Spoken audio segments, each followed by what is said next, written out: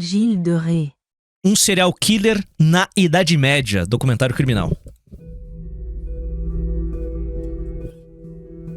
Na penumbra da história da humanidade, existem figuras que parecem escapar das garras do tempo, transcendendo eras para se transformarem em símbolos de algo que... Francês é língua de país ocupado, irmão. Francês é língua de país ocupado. Beleza? Se um dia você for à França, só se comunique em inglês ou alemão. Muito além do que foram em vida. E um tal sujeito chamado Gilles de Rais foi uma dessas figuras controversas do século XV. Naquela época, a França era como um caldeirão fervente de conflitos, onde a guerra e as intrigas políticas... É o cara que amava Joana Dark? Eu não sei. Leve uma surra? Eles não vão te bater, irmão. Eles estão... Imagina você chegar na França, apenas se comunicar em inglês ou alemão e apanhar. Nossa, ai meu Deus, o francês tá tão preocupado com a invasão de povos estrangeiros no seu país. Ai, nossa, ele vai lamber o chão que você pisa. Ele vai lamber o chão que você pisa. Pelo amor de Deus, ainda vai entregar a esposa dele como um pedido de desculpas, sabe? Vai tomar no... de pessoas. A figura trágica de Carlos VI, o Rei Louco, personificou a instabilidade. É o homem que fala francês, toma um debuff de 1000 de testosterona. Falar francês. Uma coisa é você ler em francês. Ler e compreender o francês, porque é importante. Tipo, verdade seja dita, pra filosofia, pra história, francês ter a compreensão do francês é muito importante. É algo que eu deveria aprender. É um skill issue que eu tenho. Agora, falar? Não, gay, sabe? Da nação, onde governava de maneira deficiente um reino dilacerado por facções em guerra, onde a dívida entre aqueles que apoiavam a França e aqueles que conspiravam com os ingleses. Pra quem saber ler em francês? Cara, literatura.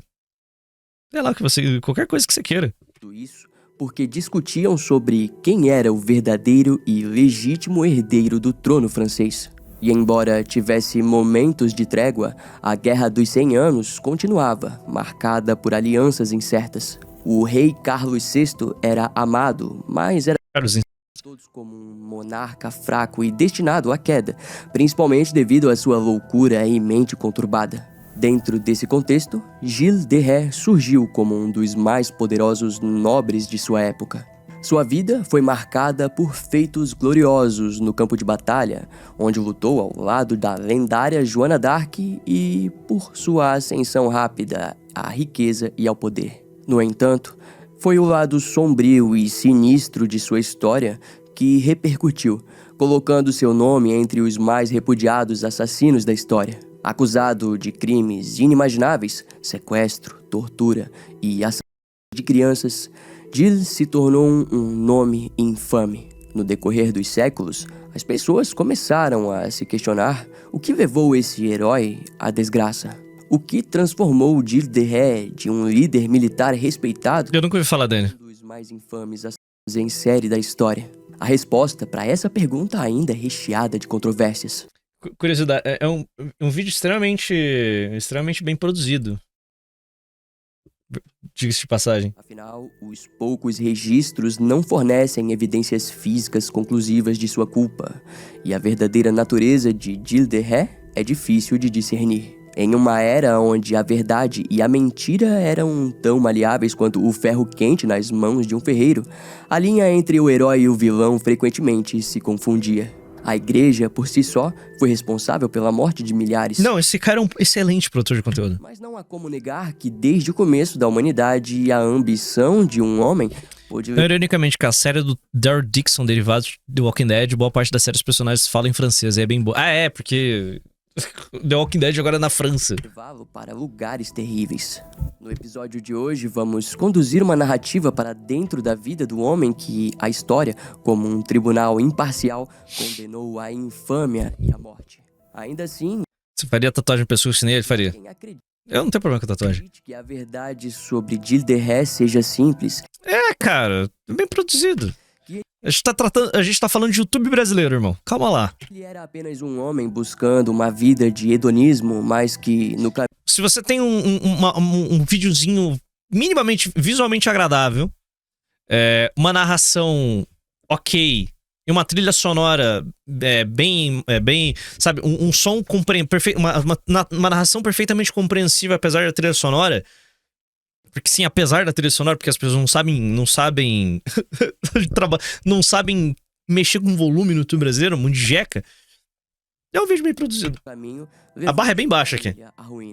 Seja qual for a verdade, vamos investigá-la. Mas antes, permita... Ah, tá, eu esqueci que a maior parte do vídeo ele mostra a cara também.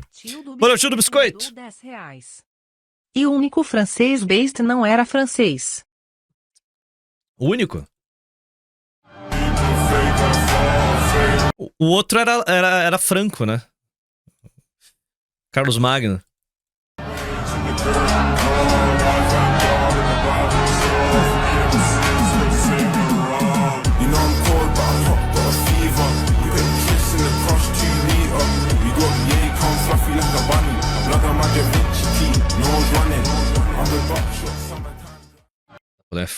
Permita me apresentar, eu sou o Brian Emmendorfer e seja bem-vindo a mais um episódio aqui no Colecionador de Ossos.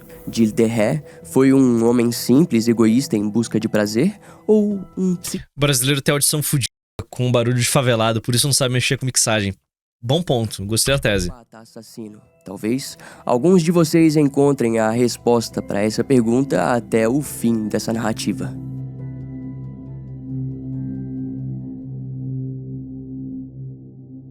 Toda essa disputa entre as grandes nações durante a Guerra dos 100 Anos culminaria no dia 25 de outubro de 1415, também conhecido como o Dia de São Crispim, quando os militares da França e da Inglaterra se encontraram no campo de batalha de Agincourt. Naquele lugar, o marechal da França, Jean Boucicaut, liderava seu exército contra os famintos e desnutridos ingleses que já estavam em solo francês há 2 meses, sobrevivendo apenas por meio de pilhagens. Normalmente, o rei Carlos VI deveria estar à frente de seu exército. Contudo, seus problemas mentais o impediam e, por essa razão, Jean o substituiu. Por outro lado, a tropa inglesa era liderada pelo feroz e participativo rei Henrique, que tentava conduzir da melhor maneira possível sua tropa já cansada. Um dia antes da batalha, durante uma forte chuva, o exército francês conseguiu prender os ingleses em uma área arborizada e lamacenta, situada entre as cidades de Agincourt, Tremencourt e Maisoncelles. Por um bom tempo, ambos os exércitos ficaram se encarando, aguardando o momento certo para atacar. O tamanho das forças em campo é relatado pelos historiadores da seguinte maneira: a Inglaterra contava com 6.000 arqueiros, 1.500 soldados de infantaria pesada e 2.000 cavaleiros. Em contraste, os franceses possuíam de 12 a 15.000 homens, com 1/3 deles montados a cavalo. De acordo Uma das grandes batalhas da história. com esses relatos, Uma das grandes batalhas da história. R$10. Obrigado, Cuca. Uma curiosidade, os franceses um dia decidiram ser racistas com um grupo etnicamente igual a eles, que também eram cristãos. Os cagotes eram os dalites da França. Eu não conheço a história, não. For over 500 years, a group of people living in France and Spain were forced to use separate church doors, forbidden from touching public fountains, and legally banned from walking barefoot on shared ground. They were not a different race. They were not a different religion. Nobody could explain what was wrong with them. This is the story of the Cagots. Oxe. Essa, mano. Ok, vou dar uma olhada depois. Valeu, meu nome. a desvantagem numérica para os ingleses pode ser descrita como de 4-1. Porém, vale destacar que boa parte dos combatentes franceses eram nobres, enquanto os ingleses tinham consigo militares bem treinados e com vasta experiência em combate. Desse modo, na manhã seguinte, o exército francês decidiu avançar com seus grandes cavalos nobres, convencidos de que a vitória estava garantida. A Inglaterra, no entanto, não tinha muitas opções. Eles estavam cercados e a lama se tornava uma inimiga feroz, dificultando seus movimentos e os tomando até os joelhos. Naquele dia, parecia que a Inglaterra se tornaria um alvo fácil e que a derrota era certa. No entanto, uma reviravolta inesperada aconteceu quando os cavaleiros franceses se viram atolados na lama, tornando-se alvos fáceis para os arqueiros ingleses, que estavam em grande parte armados com arcos longos e poderosos. Conforme os cavaleiros franceses caíam, os soldados ingleses rapidamente abriam a viseira dos elmos de seus inimigos e enfiavam uma lâmina diretamente em seus olhos. E para piorar a situação, uma espécie de efeito bola de... Cara, arquearia é um dos LARPs que eu mais tenho respeito, um dos LARPs que eu gostaria de começar a praticar desde a adolescência. Hoje eu tenho os meios financeiros para começar a treinar com arco e flecha. Eu só não começo. Sabe? Eu só não começo. Esgrima é a mesma coisa. Só que esgrima é outro rolê. Sabe? Arquearia do cara. Outra. Dica aí pra quem quer larpar. Não compra um arco longo inglês. Beleza? Não vai. Não pega arco longo inglês. Você não vai conseguir. Só larpa, mais larpa com arco moderno. My English longbow, and I've just finished jacking it up. You heard me, I said jacking it up. Sério, você não vai conseguir... Olha o braço do maluco. Você não vai conseguir puxar essa merda. Você só vai se machucar. You dirty bastard. Now when I say my long... Que esta merda aqui, porque o arco inglês por que o arqueiro inglês sumiu do campo de batalha mesmo, em grandes... Cara, é uma aberração histórica. O arqueiro inglês é uma aberração histórica. Porque você não treina um arqueiro em um mês. Você não treina um arqueiro em um mês. Um arqueiro, ele é forjado ao longo da vida dele, sabe? Era algo habitual. Os camponeses, o cara, eles treinavam, eles usavam um arco no dia a dia, sabe?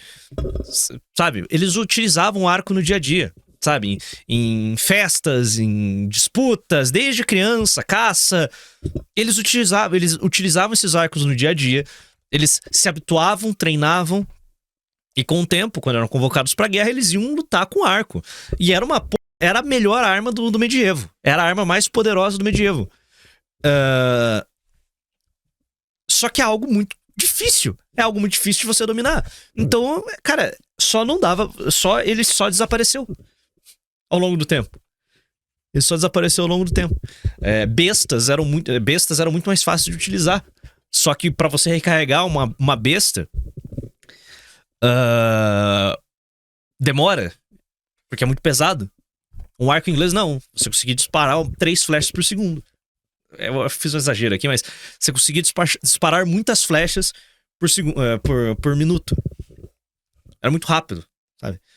Então... Segundo, nossa, que idiota. Já tá de noite, já tá muito tarde. Então... mas isso daqui é muito difícil, é muito pesado. Você só não vai conseguir. And I'm going to show you the way that medieval archers used to test their bracing height to see if their string was as tight as it should be. They would use what's known as a fist mel. Oh, let's go and shoot something. Those like this have been around for thousands of years, and in the medieval period, with a bit of help from the Welsh, the English managed... Você tinha que usar um armador com polia. Gustavula mandou R$10. Valeu, Gustavula. Eu pratico tiro com arco, pode ir sem medo, esporte... Eu vou comprar um arco composto. Não vou comprar. Eu não vou ter tempo. Ele vai empoeirar aqui no meu... Ele vai virar elemento de cenário. And it was made law on a Sunday for every able-bodied man to practice archery. Sabe? Então... é só muito pesado. É um LARP que você só não vai tancar. Nice. Sabe? Mas é do cara. Então...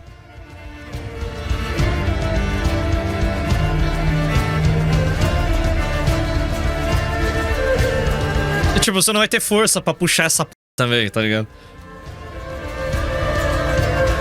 É só pesado pra caralho. Só pesado pra caralho. Agora, o arco composto... O arco composto não. Ele é muito mais leve.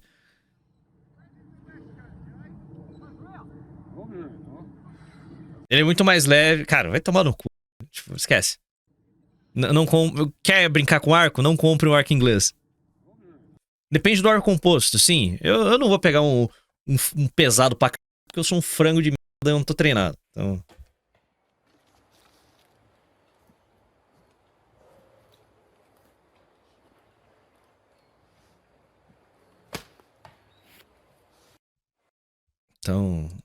se divirtam, se divirtam. Bom, a Batalha de Agincourt é lendária por causa do emprego do arco longo. Em seus olhos.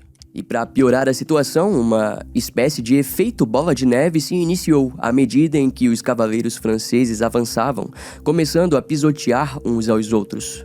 Houve um enorme número de perdas, e os poucos que conseguiram fugir ou recuar foram presos. Então, a terceira linha de ataque da França, diante da carnificina no campo de batalha, resolveu fugir. E em menos de 1 hora, a batalha já tinha um vencedor. Contudo, o número de prisioneiros era significativo, e o rei Henrique se viu diante de um dilema. Eles poderiam muito bem tentar contra-atacar, além de não haver recursos suficientes para alimentar a todos. Assim, ele tomou a decisão de matar a todos, algo incomum para a época em que normalmente os prisioneiros recebiam misericórdia.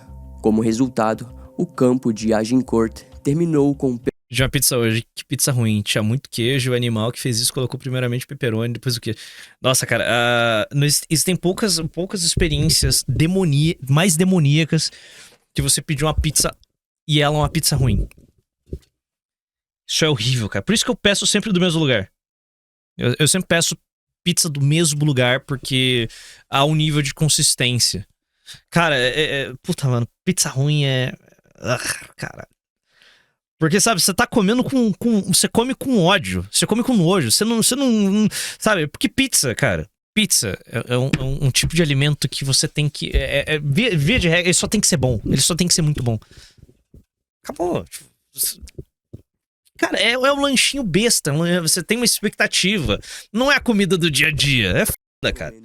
Aí, quando é ruim, é uma boa. É 1.000 franceses mortos. Porque é muita comida, sempre pizza é muito grande, então... Entre eles estavam vários duques nobres, como o Duque de Brabante e o Duque de Nevers. X é bom. Tem que fazer muita coisa pra estragar uma pizza? Não, é muito fácil estragar uma pizza. Nossa, é a coisa mais fácil do mundo você fazer uma pizza ruim. É a coisa mais fácil. Difícil é fazer uma boa pizza. Beleza. Eu já fui em lugares caros pra comer pizzarias caras, tá ligado? Que a pizza... pequena é, sei lá, 70 conto. Já fui em lugares muito baratos em que a pizza broto. Porque pra experimentar uma pizza eu gosto de broto. A pizza broto tá tipo 20 reais. Não importa o valor. Você não garante uma boa pizza se ela é cara. Você não garante que uma pizza barata é ruim. Não importa. É o lugar. Beleza? Não é o preço, é o lugar. Então, vou ter que ficar experimentando várias pizzas de vários lugares diferentes até achar um lugar que é bom. Quando você achar um lugar bom, você só vai pedir esse lugar. O preço não influencia a qualidade da pizza. O preço não influencia na qualidade da pizza. É isso. Entre essas milhares de vítimas, a mais importante para nós é Amaury de Caen. Isso porque a morte de Amaury seria... Cara, as redes de pizza pra mim são uma bosta. Todas elas. Pizza Hut, Dominó. Tem aqui em Curitiba as duas, eu já comi das duas. É uma merda. É uma bosta, é uma bosta, uma bosta. Tipo, eu comi pra experimentar mesmo. Uma bosta. Tem uma aqui em Curitiba que é a Baggio. Uma merda, uma bosta. Horrível, horrível. Então, quando você achar um lugar bom, você vai pedir desse lugar para sempre. Você vai morrer naquele lugar. Então... Ai, ó, Domino's é um lixo, Domino's eu gosto muito. Tá entendendo? É gosto. A Baré, eu nunca comi da Baré. Mas...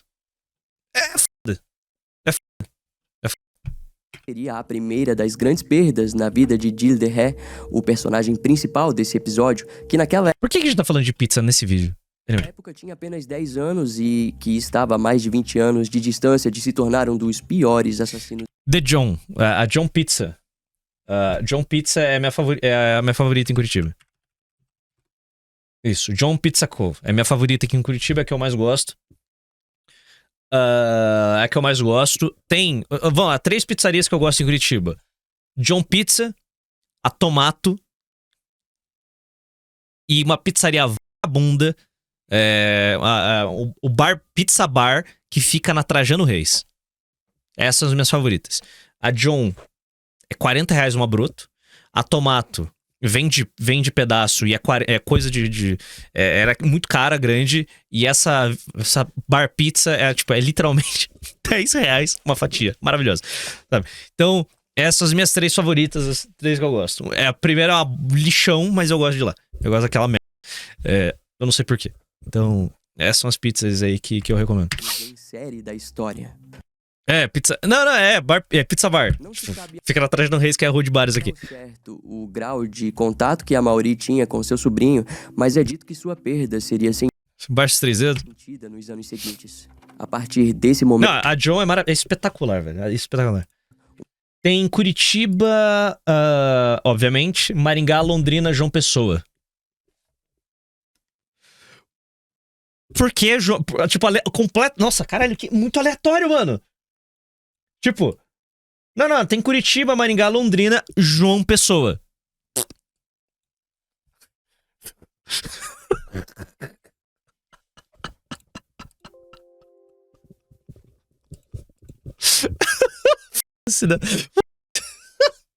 Uma série de acontecimentos históricos que acompanham a vida de Jill, Muito bom. levando ao desfecho mórbido de sua Do outro lado da casa do cara, né? vida. Deu fome agora, vou pedir uma.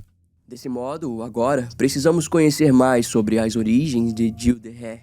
Tudo começou com a última descendente da linhagem de Ré, Jane Lesage, que adotou Guy de Montmarault-Laval com o objetivo de torná-lo seu herdeiro. Para isso, ele precisaria assumir o sobrenome e brasão da família Ré, algo que ele prontamente aceitou. No entanto, mais tarde, Jane renunciou ao direito de Guy de herdar suas terras, transferindo esse direito para Catherine de Machecoul. Guy imediatamente contestou essa decisão, mas seus esforços não tiveram sucesso. Com o intuito de resolver a situação e evitar um confronto entre as 3 famílias, o filho de Catherine, Jean de Cron, ofereceu sua filha, Marie, em um casamento com Guy. Assim, um casamento político foi arranjado, unindo as 3 famílias e dando origem à casa de Montmorency-Laval. Por esse motivo, os historiadores costumam afirmar que o relacionamento entre Marie e Guy de Ré era desprovido de afeto e amor. E cerca de 9 meses após o casamento, nasceu Jill de Ré, e 2 anos depois, nasceu seu irmão, René. Nos primeiros anos de sua vida, Jill foi exposto ao contexto rígido da época, sendo criado de maneira objetiva e sem qualquer demonstração de afeto, pois naquele período as crianças nobres eram tratadas como mini-adultos. Seus pais tiveram pouca participação em sua criação e até seus 7 anos, Jill ficou sob os cuidados de uma pessoa designada para essa tarefa. Jill foi submetido a treinamentos exigidos por sua posição familiar, como a leitura e recitação de escritos em latim e grego, além do treinamento em artes militares e no comportamento nobre. De acordo com as fontes, Jill lidou bem com... Meu autista interior tem hiperfoco em casas novas. Eu também tenho um hiperfoco em... Eu tenho interesse. Tudo isso, tornando-se um jovem exemplar. No entanto, desde pequeno ele demonstrava dificuldades em ser gentil com as palavras, sendo frequentemente rude. Entre seus familiares mais próximos estava o seu tio, Amaury de Caron, que se tornaria uma pessoa importante em sua vida. Contudo, sua morte repentina em outubro de 1415 deixou Gilles devastado.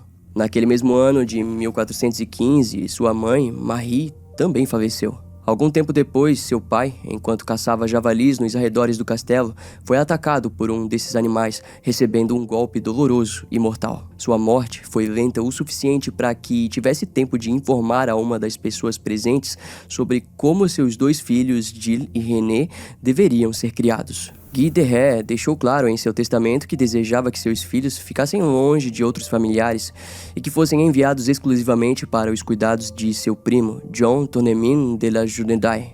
Entretanto, o testamento não teve o resultado desejado e o poderoso John de Caron, avô das crianças, conseguiu o direito de cuidar dos netos. Ao chegarem lá, os garotos se depararam com uma realidade totalmente diferente daquela que estavam acostumados.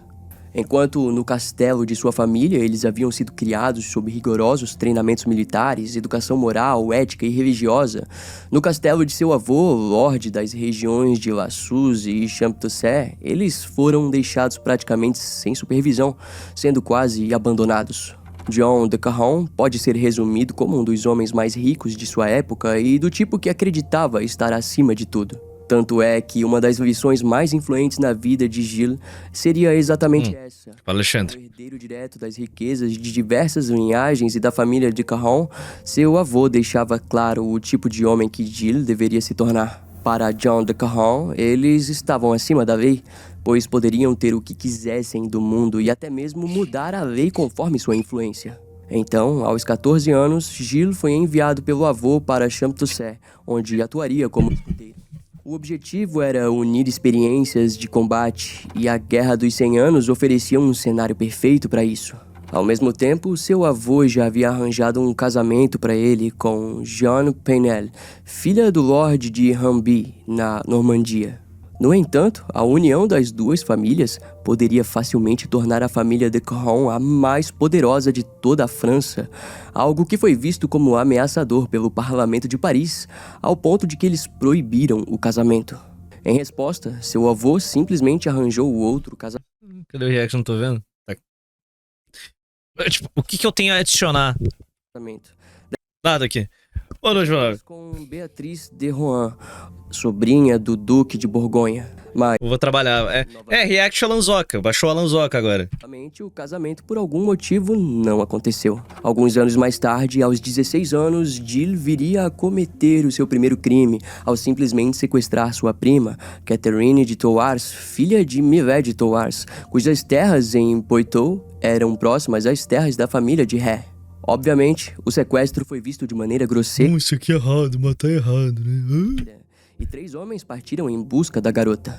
Entre esses homens estava o tio dela, e todos acabaram presos em uma masmorra em Champtocé. A partir disso, houve muitas investigações envolvendo o pai de Catherine, Milet de Thouars, mas todas acabaram fracassando. Para piorar ainda mais a situação, Milet acabou sofrendo de uma febre alta que o levou à morte. E diante dessa nova realidade, Catherine acabou resolvendo aceitar um casamento com Gilles.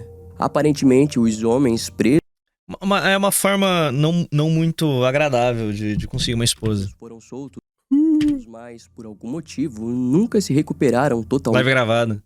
E o tio de Catherine acabou morrendo, supostamente devido às condições em que foi deixado nas masmorras. E enquanto tudo isso História demoníaca. o poder na França também passava por mudanças significativas. No auge de sua insanidade, Carlos VI deserdou seu filho Delfim Carlos VII e permitiu a negociação de um tratado de paz com a Inglaterra, que nomeou Henrique V como herdeiro do trono francês. No entanto, o tratado foi rejeitado por muitos na França, que consideravam Delfim o príncipe regente devido à loucura de seu pai. E entre os apoiadores de Delfim estavam Jean de Caron e seu neto, Gilles de Ré. Ambos se apresentaram à corte de Carlos VII em Saumur. Jean foi então nomeado tenente-general das forças de Carlos VII e levou consigo Gilles, que começou a aprender as maneiras da corte. Na batalha pelo Château de Lude, Gilles prendeu o capitão inglês Blackburn e logo se tornou comandante do exército real, demonstrando grande bravura no campo de batalha. Contudo, aquele período era extremamente tenso na França, e de repente uma jovem se levantou e alegou que ouvia a voz de Deus e que ele havia escolhido Carlos VII para receber o trono. Cara, o francês está além da salvação. Povo degenerado. Jovem era Joana d'Arc. Timing maravilhoso, né? Com uma armadura branca e ostentando o brasão de Delfim, viajou com um exército de 100 mil homens sob seu comando no famoso cerco de Orleans. E, curiosamente, seu principal conselheiro e general era Gilles de Ré. Ambos... Não, tá maravilhoso. Eu sempre fico pensando se a Inglaterra precisava pôr o rei da França pra ficar louco. Não é necessário, é incesto, né, cara? Todo mundo é filho de primo nessa merda. Tipo, o Guy de Roux roubou... O Gilles de Rais sequestrou a prima dele. Se ele sequestrasse qualquer nobre, seria a prima dele. Os jovens De algum grau. compartilharam momentos únicos. Por exemplo, Gilles estava presente quando viu Gilles de Ré. Joana orando para que o vento mudasse e favorecesse o exército francês, algo que surpreendentemente aconteceu. Durante os combates, ele também teve presenciado Joana se recuperando de ferimentos que teriam incapacitado um soldado comum por pelo menos um mês. Além disso, Gilles ouviu Joana falar sobre profecias que supostamente se concretizaram. Em outras palavras, ele viu algo naquela jovem, algo que parecia ser React médio do Baltar. sobrenatural. A vida é dor. Após esse encontro, a crença no sobrenatural não seria novidade para Gilles. Principalmente porque, com o tempo e depois de várias batalhas, Joana e Gilles finalmente libertaram Orleans, marcando a primeira grande vitória após o massacre no campo de Agincourt. Era um belo momento na história da França. No dia 17 de julho de 1429, Gilles foi um dos 4 senhores escolhidos para a honra de levar a santa ampola da abadia de Saint-Rémy até Notre-Dame de Reims para a consagração de Carlos VII como rei da França. Nesse mesmo dia, ele recebeu o título de Marechal da França, efetivamente se tornando o soldado de patente mais alta da nação. Sua bravura e inteligência no campo de batalha eram amplamente conhecidas e admiradas. No entanto, ele demonstrou uma clara falta de habilidade na arena política e na administração de seus bens, os quais começou a vender para manter um estilo de vida repleto de luxos. Esse comportamento fez com que ele criasse muitos inimigos entre os homens ricos e poderosos da França, inimigos que estavam apenas esperando uma oportunidade para atacá-lo. Algo semelhante parecia estar acontecendo com sua parceira Joana d'Arc, que era vista como uma ameaça por Georges La Tremoille, o principal conselheiro do rei. Do ponto de vista de Georges, Joana ameaçava sua influência. Na medida em que ela se tornava cada vez mais triunfante e estimada pelo povo e pelo rei, Georges via sua própria influência diminuir. Ele, então, começou a tomar medidas para retificar a situação, convencendo o rei a abandonar o cerco de Paris, onde o jovem Henrique VI havia se coroado rei da França e da Inglaterra. Joana discordou dessa decisão e a tensão entre ambos aumentou. O problema era que Georges estava na corte cultivando sua influência, enquanto Joana arriscava a sua vida lutando pela França. Assim, em 1430, ela foi ferida e capturada pelo Duque de Borgonha, aliado dos ingleses. E enquanto as negociações para um acordo de paz com a Borgonha aconteciam, Joana definhava na prisão. Curiosamente, segundo os costumes da época, ela poderia ter sido facilmente resgatada, mas Georges conseguiu convencer Carlos VII de que isso não seria uma decisão sensata. Boa. Gilles de Ré também acabou abandonando Joana e sequer demonstrou preocupação com o que poderia acontecer a ela. Assim, na primavera de 1431, Joana d'Arc foi queimada na fogueira em Rouen. Ela foi considerada herege por vários anos até a queda de Georges La Tremoille. Depois disso, as circunstâncias foram investigadas e Joana foi elevada aos status de heroína pela França. Posteriormente, Joana A França merece absolutamente tudo que acontece com ela. seria canonizada e se tornaria a padroeira da França. Mas, enquanto isso não acontecia, Gilles se preocupava apenas com sua carreira, que começava a desmoronar após a morte de seu avô. Para sua surpresa, em seu leito de morte, o avô expressou um tipo de remorso por ter oferecido uma vida tão dura ao neto. Para lidar com essa situação, ele deixou Gilles com dezenas de propriedades e uma grande quantia em dinheiro. Além disso, também deixou dinheiro para algumas das pessoas que havia roubado e fez uma generosa Ela era grande demais para esses degenerados. doação para 2 hospitais. Sua espada foi destinada ao irmão de Gilles, René. Um funeral simples e humilde foi realizado em sua memória, conforme seu próprio pedido. Foi um fim estranho para um dos homens mais poderosos da França daquela época, ao mesmo tempo em que revelava publicamente o relacionamento conturbado com seu neto. Gilles de Ré, no entanto, não se comoveu muito com essa despedida. Afinal, o estrago já havia sido feito, e naquela altura, Gilles acreditava que finalmente havia se livrado da sombra de seu avô. Ele se via, agora, apto a conquistar tudo o que desejasse. E sem ninguém acima dele, Gilles estava totalmente livre para satisfazer suas próprias vontades e se perder em sua própria loucura. Contudo, ninguém poderia imaginar as coisas horríveis que Gilles escondia por detrás de sua Tá bom, Henrique. de nobre culto, militar sofisticado e homem íntegro. Cobre aí.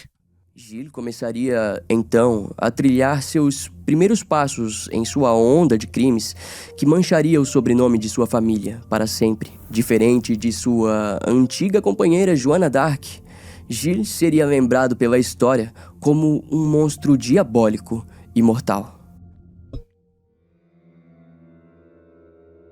A partir de 1433, aos 28 anos, Gilles de Ré começaria a levar uma vida sem sentido em seu castelo na região de... Fim de guerra, né? Ainda é um grande mistério por que ele simplesmente se tornou tão descuidado. Há quem diga que a perda de Joana d'Arc feriu profundamente seu ego, pois ele havia perdido de modo repentino toda aquela saga épica que estava vivendo. No entanto, fato O fim da aventura, né? Fim de arco. a morte de seu avô e de Joana O cara chegou no auge da vida com 20 anos. O que você... Bilionário aos 20. O que fazer depois? d'Arc, Gilles direcionou seus esforços para ajudar a Igreja da França. Ele usou quase todos os seus recursos financeiros para construir várias capelas e uma grande catedral. Gilles também se envolveu pessoalmente na busca por clérigos que estivessem disponíveis para servir ao povo, preenchendo essas igrejas com religiosos. Contudo, essa maneira de lidar com as coisas fez com que eventualmente seus fundos se tornassem escassos, o que levou a igreja a começar a investigá-lo. Seus parentes rapidamente perceberam sua inevitável queda, o que resultou no surgimento de rumores. Sua honra começou a ser questionada e Gilles se viu cada vez mais desesperado. Enquanto isso, uma série de desaparecimentos de crianças começou a ocorrer na vila de Champtocé, onde Gilles morava. Seus primeiros cúmplices foram seus primos Gilles de Sille e Roger de Brinqueville. Aparentemente... Valeu, soldado.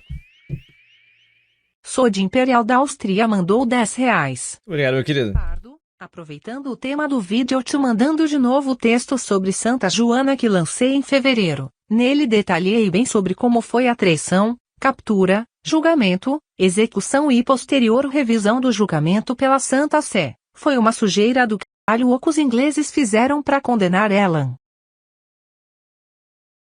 O Reino Unido merece. Merece. Merece cada desgraça. A Inglaterra merece cada desgraça. Muito obrigado, meu cara. Tamo junto. Gilles de Fala, Tonzano. foi o primeiro a trazer 2 vítimas para a morte, Vídeo sobre um serial killer da Idade Média. sendo também ativo no descarte dos corpos e na limpeza dos locais. Algumas testemunhas chegaram a conectá-lo aos primeiros desaparecimentos, relatando tê-lo visto na cidade conversando com jovens crianças. Naquela época, os desaparecimentos de crianças não eram bem registrados, mas graças ao trabalho de pesquisadores modernos, acredita-se que a primeira vítima tenha sido um jovem de 12 anos que foi contratado pelos parentes de Gilles para levar um recado, mas que jamais retornou. O jovem em questão era aprendiz de Guillaume Ileyre, um peleiro. Quando o garoto desapareceu e Guillaume procurou por respostas, foi informado que a criança possivelmente havia sido sequestrada por ladrões na vila vizinha de Tifaldes. Originalmente, nada conectava Gilles ao sumiço do jovem, mas o tribunal não enxergaria a situação dessa maneira, especialmente devido ao envolvimento de seus parentes. Na biografia de Gilles de Ré, escrita por Jean Benedetti, o autor especula sobre o que aconteceu com o jovem desaparecido. Jean Benedetti alega que o garoto possivelmente foi levado para um quarto onde apenas pessoas escolhidas por Gilles poderiam entrar. Ele se deparou com a verdadeira natureza assassina de Gilles. Um dos cúmplices de muitos dos crimes, o servo Etienne Corrilou, testemunharia mais tarde que Gilles violentou o garoto enquanto ele estava pendurado em um gancho pelo pescoço. Antes que a criança morresse, Gilles a retirou do gancho, a confortou e então repetiu o ato até finalmente matá-la. Após os primeiros desaparecimentos, o decadente nobre e seus familiares se mudaram para a vila de Machoku, onde as crianças locais também começaram a desaparecer. No julgamento posterior, Etienne testemunharia que a maioria das vítimas eram decapitadas ainda vivas e às vezes tinham suas gargantas cortadas antes de serem desmembradas. Muitas vezes, os corpos mortos também serviam como estímulo sexual para Jill. De acordo com essa versão, Jill tinha uma arma favorita, uma espada curta do modelo Brackmord. Os corpos eram queimados lentamente para evitar que o cheiro se espalhasse pela região e as cinzas eram despejadas em fossos. Com o passar do tempo, os desaparecimentos começaram a deixar os moradores da vila de Machekou em estado de alerta. Alguns rumores rapidamente conectaram os nobres aos desaparecimentos, mas Tipo, isso daí, pra descambar em uma revolta de camponeses em que a cabeça de todo mundo seria colocada em uma estaca, seria um pulo. O que tá me impressionando é por que isso não aconteceu. Ainda, nessa história aconteceu, não sei. havia Porque, pasmem, camponeses se revoltavam com regularidade contra nobres decadentes. medo de que aqueles que ousassem falar alguma coisa pudessem ser mortos. Havia também um rumor de que uma mulher costumava vagar pela região, atraindo jovens até o castelo. Essa mulher seria mais tarde identificada como Perrine Martin. Embora sua presença fosse mais um rumor do que uma verdade comprovada, ela seria descrita como uma pessoa muito ativa nos desaparecimentos, seja como uma bruxa sequestradora ou apenas como uma cúmplice silenciosa e sádica. As necessidades sexuais de Jill estavam sendo supridas, mas o problema era que sua riqueza continuava a diminuir. Então ele passou a buscar métodos diferentes. Um de seus padres favoritos, Eustache Blanchet, disse a ele que havia escutado rumores sobre uma maneira de converter prata em ouro. O padre, então, levou Jill até um alquimista, marcando o encontro em uma taverna. Jill deu ao alquimista uma moeda de prata e o deixou sozinho para que convertesse em ouro. Algum tempo depois, Jill retornou e encontrou o alquimista bêbado. Ele havia usado a moeda para pagar uma bebida. Naquele período, a alquimia era proibida pela igreja e pelo rei, mas muitos ainda buscavam a famosa pedra filosofal, que supostamente teria o poder de transformar materiais em ouro. Apesar de alguns alquimistas terem contribuído para o desenvolvimento da química moderna, a maioria eram charlatões e golpistas, que usavam truques para enganar as pessoas. Jill, por sinal, logo compreendeu esse contexto. Mas mesmo assim, o seu amigo padre garantiu que dessa vez eles encontrariam alguém que pudesse realmente ajudá-los. Curiosamente, essa busca levou eles até um mágico que alegava ser capaz de invocar Satanás e fazê-lo cumprir seus desejos, embora, é claro, houvesse um preço a ser pago. Antes de discutirem o preço, Jill e o padre Eustache Blanchet se encontraram Um padre recomendou um alquimista mago que invocava o capeta. com o tal mágico, chamado Jean de la Rivière. No momento do encontro, Jill ficou fascinado por Jean e pela maneira confiante com que ele falava. Além disso, Jean era fluente em latim, italiano e francês. Alguns historiadores afirmam que Jill se encantou pelo mágico a ponto de não perceber que Jean estava prestes a enganá-lo. Assim, em uma noite, o trio se encontrou em uma floresta, onde o mágico instruiu Jill e o padre a esperarem na beira de uma clareira, enquanto ele ia invocar Satanás. Algum tempo depois, uma série de barulhos estranhos vieram da floresta e John eventualmente retornou, alegando ter se encontrado com Satanás em forma de um leopardo. Jill ficou fascinado e John disse que, para continuar suas evocações, precisaria de uma quantia em dinheiro para comprar suprimentos. Jill imediatamente entregou o dinheiro ao mágico, que agradeceu e jamais voltou a ser visto na região. Foi questão de poucos dias até que Jill e o padre percebessem que haviam sido enganados. Ah, sério? Por algum motivo, Oh, não! Jill estava profundamente fascinado com toda aquela história e argumentou que não precisava restaurar sua riqueza, mas sim adquirir poder. Para isso, ele enviou o padre Eustache até a Itália, onde deveria encontrar alguém que realmente tivesse contato com um mundo oculto. Essa busca levou os homens ao encontro do mestre em ocultismo italiano François Prelati. Em meados de maio de 1439, François Prelati e o padre Eustache Blanchet chegaram ao castelo de Gilles de Retz, compartilhando as maravilhas que François poderia oferecer a ele através do poder oculto. O trio, então, esperou até o equinócio vernal, que é quando os espíritos supostamente estão mais ativos, e começaram os preparativos para invocar um demônio. François desenhou um Malandro e o otário nunca falham, né, cara?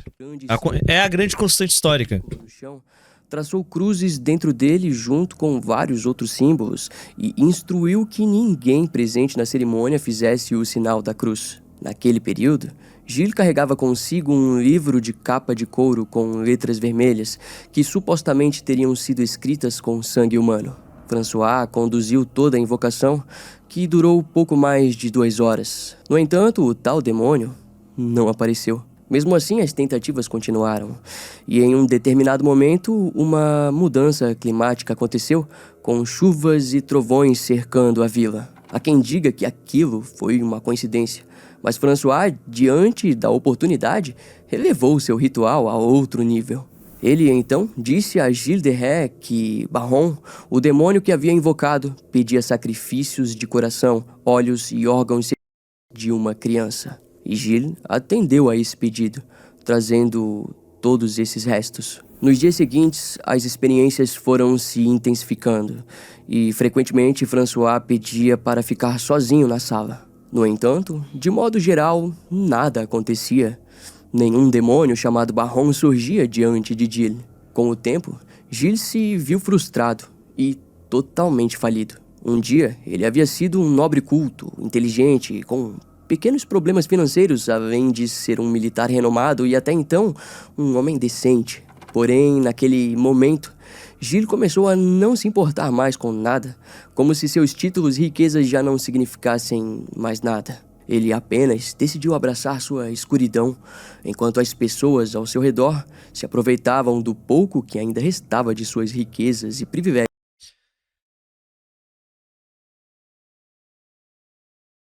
Inacreditável. Embora não seja tão claro quando seus crimes começaram e terminaram, aparentemente seu envolvimento com o ocultismo ocorreu enquanto ele já cometia os assassinatos. No estudo da criminologia moderna, esse tipo de evolução é comum, e até mesmo Jeffrey Dahmer passou por algo semelhante. No auge de seus assassinatos em série, Jeffrey começou a fantasiar altares e a envolver-se simbolicamente com o oculto, chegando até mesmo a montar um altar de ossos humanos.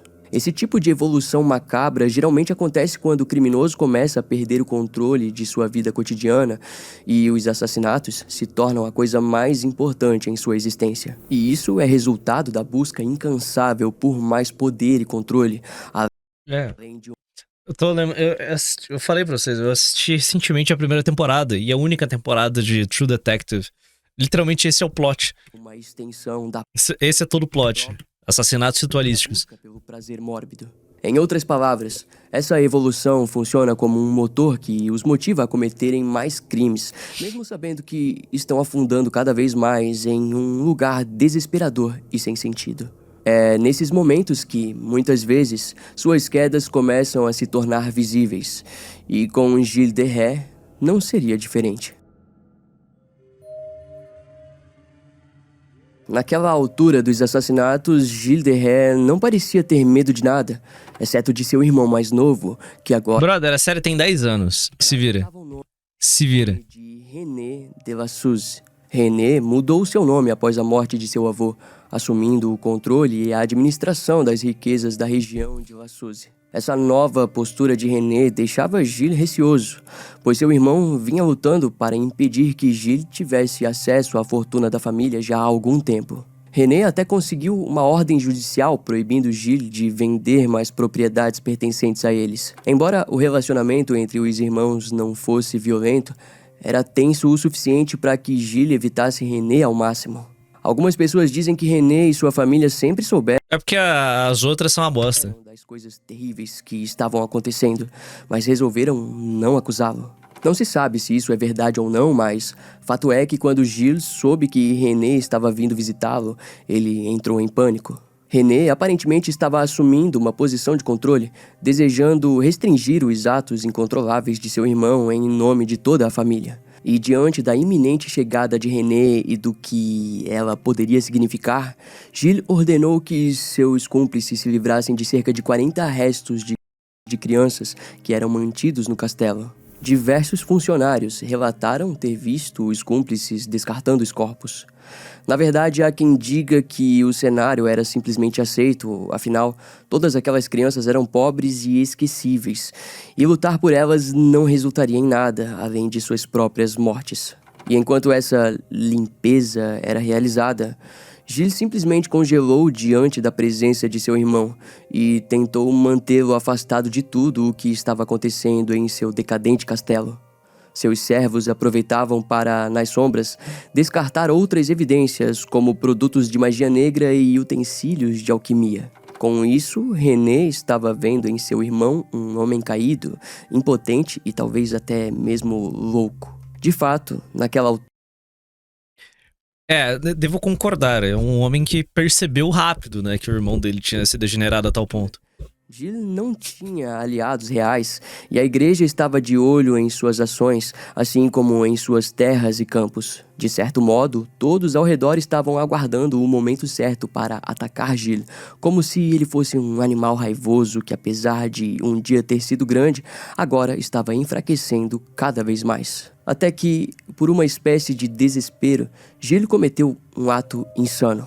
Em meados de 1440, durante essa tensão crescente, Gilles reuniu um grupo de bandidos e se dirigiu até a igreja de Saint-Étienne de Mormorte. Invadindo a igreja com os olhos arregalados e brandindo um machado de 2 gumes, Gilles ameaçou um clérigo e levou o homem embora. O clérigo em questão era o irmão do tesoureiro da Bretanha e havia ocupado um castelo que pertencia a Gilles, mas que ele foi forçado a vender. Essa situação tinha sido um ponto de estresse intenso para Gilles, que exigiu que o clérigo renunciasse à reivindicação da propriedade. Esse incidente fez com que uma investigação fosse iniciada de maneira confidencial, com o objetivo de descobrir os envolvimentos políticos de Gilles e sua motivação diante da igreja.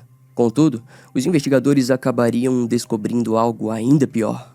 Em julho de 1440, o bispo de Nantes publicou um relato com entrevistas de 7 servos que viviam sob o comando de Gilles. No relatório, ele afirmou da seguinte forma: Milord Gilles de Rais, cavaleiro, senhor e barão, nosso súdito sob nossa jurisdição, com certos cúmplices, cortou as garras, matou e massacrou hediondamente muitos meninos jovens e inocentes. Além disso, o relatório alegava que atos de sodomia foram praticados e mencionava que Gilles estava envolvido com invocação de demônios, sacrifícios e pactos. Diante dessas acusações, Gilles manteve-se em silêncio e até demonstrou certa ingenuidade.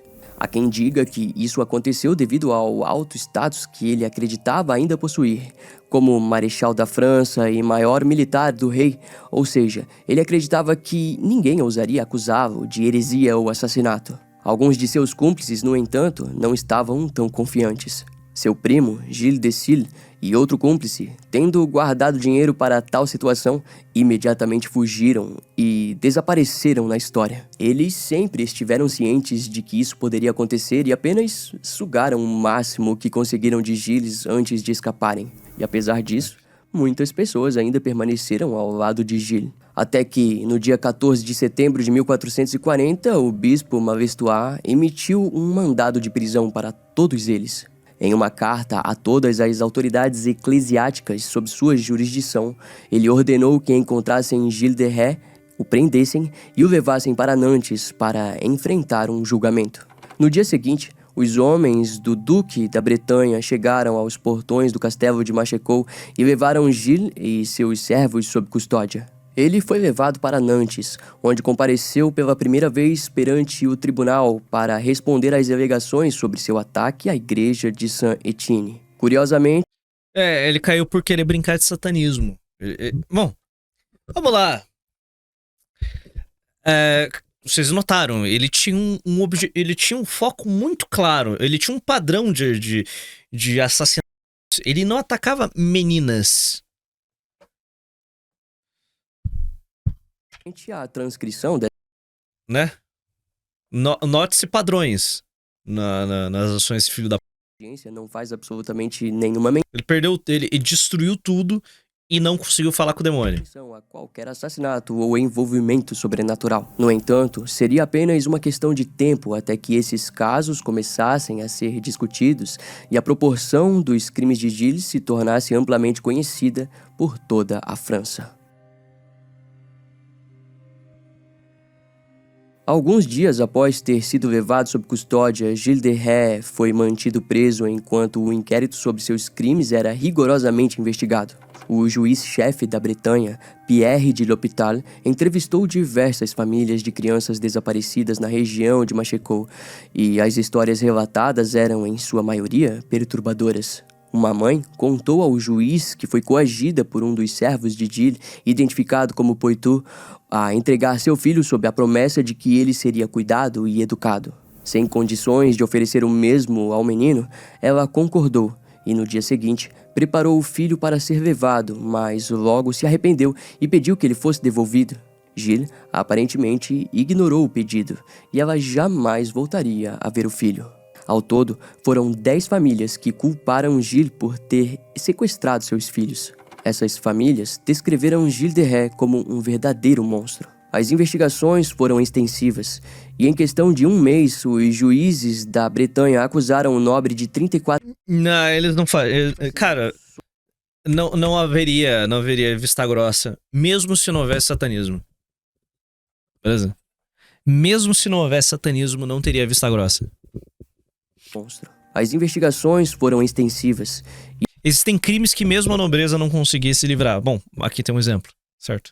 Em questão de um mês, os juízes da Bretanha acusaram o nobre de 34 crimes, incluindo assassinatos, sodomia, heresia e violação da imunidade da igreja. Essa última acusação estava relacionada ao sequestro do clérigo em Saint-Étienne. Durante o inquérito, as autoridades perceberam que Gilles poderia estar envolvido em até 140 desaparecimentos e assassinatos. Na acusação dos juízes foram incluídas confissões do próprio Gilles, que também demonstrou grande remorso e vergonha por seus atos. De acordo com eles, os crimes teriam começado em 1426, embora os historiadores discordem, situando o início em 1432. De qualquer modo, é dito que, durante seus crimes, Gilles sentiu total aversão ao que fazia e prometeu a si mesmo que faria uma peregrinação até Jerusalém, com o intuito de purificar sua alma. Talvez isso explique porque entre 1434 e 35, Gilles simplesmente começou a construir igrejas por toda a França. No entanto, o fato é que os assassinatos não pararam. Gilles respondeu a essas acusações, chamando-as de vulgares, e disse que preferia uma corda em seu pescoço a ter que responder por elas. O bispo de Nantes, então, excomungou Gilles de sua participação ativa na sociedade eclesiástica. 2 dias depois, Gilles, em meio a lágrimas, Cara, quis zerar a quilometragem. e temendo pelo destino de sua alma, acabou reconhecendo seus crimes diante do tribunal. O bispo, então, readmitiu Gilles na igreja. Em seguida, Gilles passou a admitir uma série de outros crimes pelos quais estava sendo acusado. Contudo, ele negou envolvimento com a invocação de demônios ou participação no ocultismo, jurando por Deus sobre sua inocência em relação a essas acusações. Em resposta, a promotoria da Bretanha apresentou os servos Poitou, Henriette, o italiano François Prelatin e o padre Eustache Blanchet.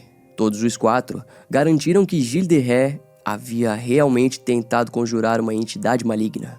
O testemunho dos 4 durou longos 5 dias, e quando questionado, Gilles se mostrou receoso, afirmando apenas que tudo isso deveria ser publicado como um aviso aos hereges. Contudo, o tribunal estava determinado a torturar Gilles para que ele confessasse a invocação de demônios. Ele foi então levado à terrível masmorra de La Tourneuve, onde, diante dos instrumentos de tortura, Gilles concordou em responder a todas as perguntas. Assim, quando questionado sobre seus métodos, ele disse que as vítimas eram mortas, ele as beijava e aquelas que tinham membros e...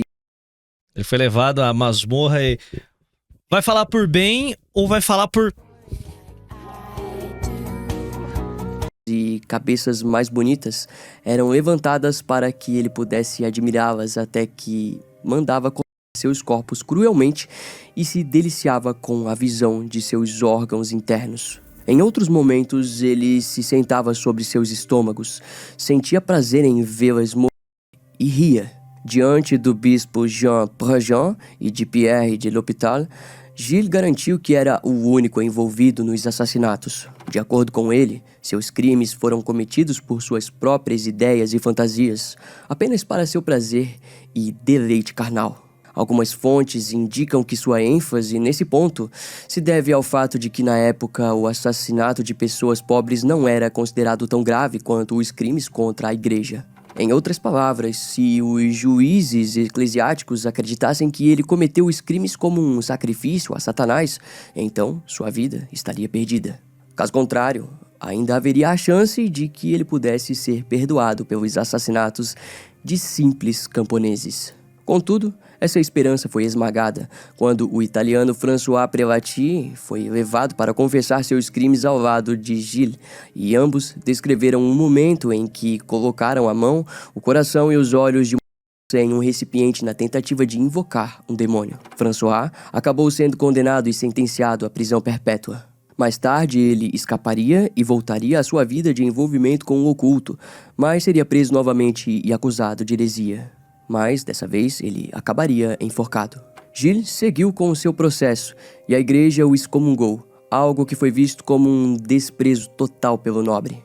Ele caiu no chão, implorando, suspirando e gemendo de joelhos para ser reincorporado à igreja. O bispo de Nantes, em um ato de misericórdia, absolveu Gilles da sentença de excomunhão e o acolheu de volta à igreja. Gilles de Retz, como um homem que observou de perto Joana d'Arc e por ter um grande apreço pessoal pelas tradições religiosas, desejava a salvação oferecida pela igreja e seus dogmas.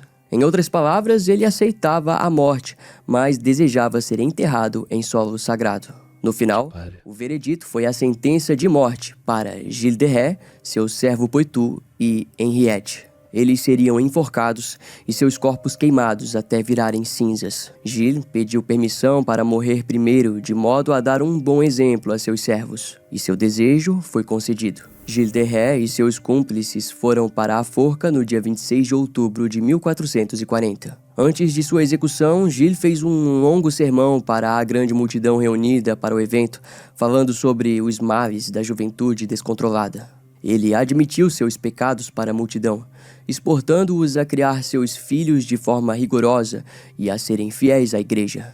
Seu sermão se perdeu na história, mas os supostos registros que permanecem afirmam que foi um belo exemplo de humanidade e arrependimento cristão. Obviamente, é possível que essa tenha sido sua última tentativa de se apresentar como um herói, algo que já vimos em outros casos de assassinos em série que tentaram de todas as maneiras mudar seu papel para mocinho. No entanto, existem controvérsias. Há historiadores que afirmam com veemência que Gilles tenha realmente passado por uma tortura psicológica intensa o bastante para que confessasse seus crimes. Isso porque, do ponto de vista histórico, os juízes eclesiásticos da Idade Média desejavam confissões e punições por atos contra Deus e não necessariamente a verdade. Mas e os pais daquelas dezenas de crianças desaparecidas? Eles não teriam razões para mentir sobre a índole de um... Imagina você ouviu... Não, peraí. Esse assassino que... Esse psicopata solomita que assassinou 140 anos, ele tem um ponto a dizer. Ele tem algo a falar. Vou ouvir o que ele tem a dizer. Vamos lá, vamos prestar bastante atenção aqui. Um nobre e poderoso como Gilles de Retz? Ou será que teriam? Fato é que, analisando o contexto de seu comportamento e as circunstâncias de sua vida de forma literal, Gilles de Retz tinha os mesmos motivos para se tornar um assassino como John Wayne Gacy ou Jean Carl tiveram. Gilles de Retz foi enforcado e seu corpo jogado em uma pira, mas antes que as chamas o consumissem completamente, o bispo removeu seu corpo e o enterrou com ritos católicos. Algum tempo mais tarde, a igreja onde seu corpo estava enterrado foi destruída durante a Revolução Francesa e seus restos se perderam. Logo após a condenação e execução, sua esposa, Catherine de Thouars desapareceu até que mais tarde apareceu casada com o nobre Jean de Vendôme, aliado do Duque da Bretanha. Embora não tenhamos comentado anteriormente, Gilles teve uma filha com Catherine, chamada Marie, que também se perdeu na história. A única informação sobre ela que as fontes nos dão é que se casou com um almirante da marinha francesa que, curiosamente, era inimigo do Duque da Bretanha. Marie morreu sem filhos. Já o irmão de Gilles, René de Lassuze, controlou as regiões de Lassuze e Champtocé até sua morte natural, deixando suas riquezas e poder para uma filha, que assim como a filha de Gilles, também morreu sem filhos. A linhagem de Ré... É inacreditável como a nobreza em geral, eles se reproduzem, eles têm pouquíssimos filhos. Que sempre havia sido preservada de forma quase obsessiva, especialmente pelo avô de Gilles, Jean de Cron, acabou desaparecendo na história, tornando-se nada mais do que uma série de personagens de uma trama obscura. No entanto, não podemos concluir este episódio sem mencionar os pontos controversos de toda essa narrativa. Curiosamente, um ponto de suspeita nessa história é que os juízes envolvidos no caso de Gilles também estavam particularmente interessados nos negócios dele e conseguiriam acesso a... Tigres têm poucas proles durante a vida, bom ponto. Caso ele fosse condenado. Além disso, em 1992... o Conselho de Turismo da Bretanha encomendou uma biografia de Gilles de Ré do autor francês Gilbert Protot, com o objetivo de atrair mais turistas para os arredores do castelo do assassino em série da Idade Média. No entanto, para a surpresa de Gilbert, ele notou que as circunstâncias indicavam que Gilles poderia ser inocente. Tanto que ele levou suas descobertas ao Tribunal de Cassação, o mais alto tribunal de apelações da França, e pediu um novo julgamento. Com isso, posteriormente, Gilles de Ré foi exonerado. Tudo indicava que a confissão de Gilles de Ré havia sido coagida através de tortura, inclusive pela tortura aplicada pela igreja contra os servos do nobre. Atualmente, o website Gilles de Ré was innocent também defende a inocência de... Esse shitpost. Nele, há uma defesa clara de que nunca foram encontrados vestígios de ossos ou carne humana na propriedade de Gilles de Ré, e tudo indica que seus servos apenas confessaram aquelas coisas horríveis porque sabiam que não havia outra maneira de evitar uma pena maior. Os defensores da inocência de Gilles de Ré culpam exclusivamente a internet como um local onde sua culpa é amplamente divulgada, enquanto na verdade ele foi exonerado de qualquer culpa. Contudo, vale mencionar que sua inocência não foi amplamente aceita na década de 90, tanto na Inglaterra quanto na França. Isso porque muitos outros artigos e livros levantam circunstâncias que sugerem sua culpa, e muitos apresentam a narrativa que trouxemos no episódio de hoje. Sendo assim, atualmente quase nada Os franceses mataram os templários por dinheiro. Os templários eram inocentes. E apenas um pequeno grupo de pessoas continua a defendê-la. Isso nos leva à pergunta: será que no fim das contas a verdade está escondida entre o mito? Ou será que o mito de sua inocência é que está transparecendo entre a verdade imutável de seus atos horríveis? Bem, talvez a resposta já não importe mais, pois a história do nobre decadente parece alguma anomalia na França. Algo de muito satânico naquele país. Significar mais do que a verdade escolhida por cada um. Excelente vídeo. Excelente vídeo. Deu uma curada no meu brain rot aqui. Excelente vídeo.